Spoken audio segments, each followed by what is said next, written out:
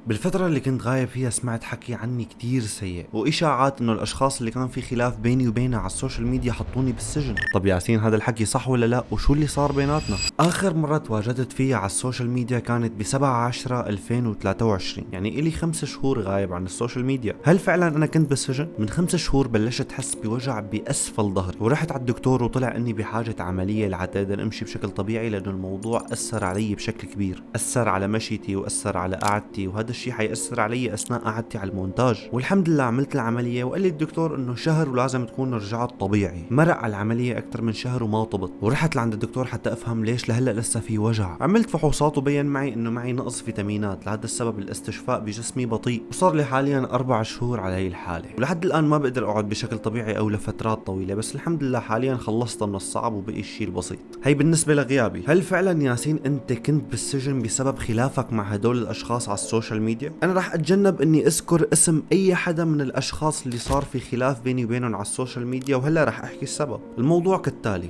انا مرضت، عملت عملية، اضطريت اني بعد عن السوشيال ميديا حفاظا على صحتي. بس بهي الفترة صاحبنا ابو حلب او ابو مدرستي النرويجية، انا هيك رح سميه، طلع ولد. يعني توقعت حالي عم بنتقد رجل، بس طلع ولد للاسف. بيتواصل معي بيقول لي انا بدي ارفع عليك قضية، يا اما بتمسح الفيديوهات اللي عملتها عني. قلت له على عيني، اذا انت انزعجت من هي الفيديوهات وبهين مسحة الفيديوهات تكرم عيونك. قال لي تمام، معناها انا ما رح ارفع عليك دعوة. وفعلا انا اذا بتفتح على قناتي انا حازف الفيديوهات هي اللي حكيت فيها عنه من زمان. عملت العملية ومرق وقت منيح، وانا بنص وجع عمليتي بيبعت لي مليونير الكورسات: انا مشيت بالدعوة ضدك وضد كذا اسم ذكر لي اياهم، ومنهم حدا مشهور كتير، بس ما رح اذكر ولا اسم من الاسماء اللي حاططها معي بالدعوة، لعسى يكونوا هن ما بدهم يخبروا حدا. قلت له اوف، نحن اتفقنا يا ابو حلب، الزلمة بتنربط من لسانه، بينربط من حكيه الزلمة، وانت حكيت كلمة معي وانا التزمت باتفاقنا ومسحت الفيديوهات على طلبك. هون النقطة المهمة. بلش معي بحالة الابتزاز، طلب مني اني اعمل فيديو اطلع اقول انه كل شي حكيته عنه كان كذب،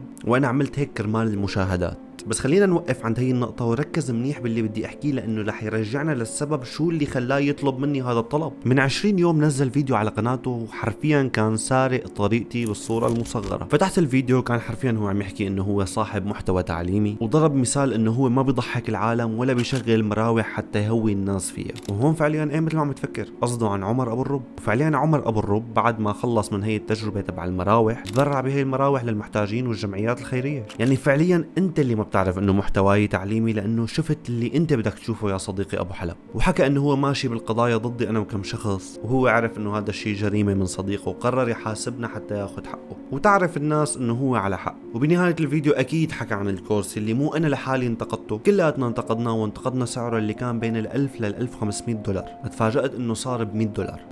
معناها ياسين اللي بيغار منك عنده تأثير كبير هو وجمهوره عليك. معناها الناس عرفت من ورا ياسين انه بهيك مبلغ فيك توظف كذا شغلة مفيدة بحياتك، وانه هي المصاري رح تنكب. هذا الشيء اللي عم يحطه حقه هو وهم، ما رح يساويني مليونير. وركز على هي النقطة، اعتذر واعترف للجمهور انه هو كان يقول عن الكورس انه رح يعملك مليونير، وقال انه هذا الكورس ما بيعمل حدا مليونير. ما انا هي مشكلتي معك من البداية، كيف عم توعد الناس انه رح تصير مليونير بس تشتري هذا الكورس؟ طب اللي اشترى الكورس وما استفاد ودفع $1000 مو حرام؟ عموما شكرا انك انت اللي اعترفت لجمهورك، شكرا انك اثبتت لجمهورك انك انت حدا كذاب بحق جمهورك. شكرا انه هالمرة طلعت منك مو مني. طب خلينا نحكي بكذا نقطة مهمة. اول شغلة، شو السبب انه طلب من ياسين انه يعتذر؟ لانه ياسين ببساطة وضح انه الاسعار مبالغ فيها وهذا الكورس ما رح يعملك مليونير. فلما العالم تشوفني انا اعتذرت وكذبت 50% من اللي انا قلته، بس في كتير شباب ومراهقين رح ترجع تشتري الكورس. فانا من باب التوعية والمسؤولية تحملت كل الضرر على كتافي. بس فعليا لو سعر الكورس من البداية $100 وما كان يقول انه هذا الكورس رح يعملك مليونير ويكذب بخصوص هذا الموضوع، وحكى عن المعلومات والفوائد اللي موجودة بهذا الكورس وحطه بهذا السعر النص منطقي، كان ممكن اي حدا يشتريه بدون ما انا احكي. وممكن انا اذا لقيته مفيد ممكن كمان انا كنت اشتريه، وهذا الحكي فعلا اذا كان مفيد. بس مع هيك برجع بقول كورس اندروتيت ما تعدى $50. ثاني شغلة، سبب الدعوة يا ابو حلب مو مثل ما قلت لجمهورك، انه هو عمل هيك ليرد اعتباره قدام الناس، وانه انت انأذيت وهدول الناس اللي حكوا عنك شوهوا سمعتك، وهذا الكلام الكتير اللي ما بيخلص، لحتى تكون بالصورة انت اللي عم تتابعني. اخونا ابو حلب طالب تعويض من كل شخص رفع عليه دعوة بين ال 500 لل 600 الف درهم، وهذا الشيء بس لانك انت قررت انك تحكي عن هذا الشخص بنقد بناء على السوشيال ميديا. يعني الموضوع ما هو موضوع مبدأ، الموضوع اذى وحقد ومادي بحت، يعني حرفيا قرر يصير مليونير على كتافنا. ثالث شغله بيقول انه هو ترند وكان بفتره من الفترات عنده كتير مشاهدات على السوشيال ميديا، واجوا صناع المحتوى بالسوشيال ميديا اخذوا اسمه وشهرته واستغلوها وصاروا يحكوا عنه. في عندك نوعين من الترند صديقي ابو حلب، بس مشان تفهم الله يخليك. الترند الايجابي صديقي ابو حلب هو انك تكون رائج بمحتوى معين او شخصيتك او افعالك على السوشيال ميديا، لدرجه اذا بعمل هاشتاج باسمك وبحكي عليك بطريقه عم بستهزئ فيك، العالم رح تمسح فيني الارض بدون ما انت ترفع علي دعوه، ورح يكون في هجوم كتير كبير علي بسببك لانك ترند ايجابي. اما الترند السلبي يا صديقي ابو حلب، انك شو ما عملت انت ومحتواك وافعالك وشخصيتك مكروهين على السوشيال ميديا. يعني الناس اللي عندك 90% منهم بيهاجموا، مو رضيانين عنك، مو رضيانين عن افعالك، مو رضيانين عن محتواك، وللاسف انت بنظري وبنظر 90% من المشاهدين انت ترند سلبي. ولما انا بنتقد ترند سلبي، انا اللي بكون ترند ايجابي يا صديقي ابو حلب، عشان ما تختلط عليك الامور. بعدين يا ابو حلب اذا بدنا نحكي عن المشاهدات، عندي فيديو انا حاكي فيه عن العلمانيه والثقافات، جايب مجموع مشاهدات انت بحياتك مو شايفه على اليوتيوب، جايب فيه 10 مليون مشاهد. واذا بدك نرجع للواقع، اقل نسبه مشاهدات اجت على قناتي هي بالفيديوهات اللي حكيت فيها عنك. يعني اعتمادي لا عليك ولا على محتواك. بكفي نرجسيه، حاول تواضع بلكي ناسك بيحبوك.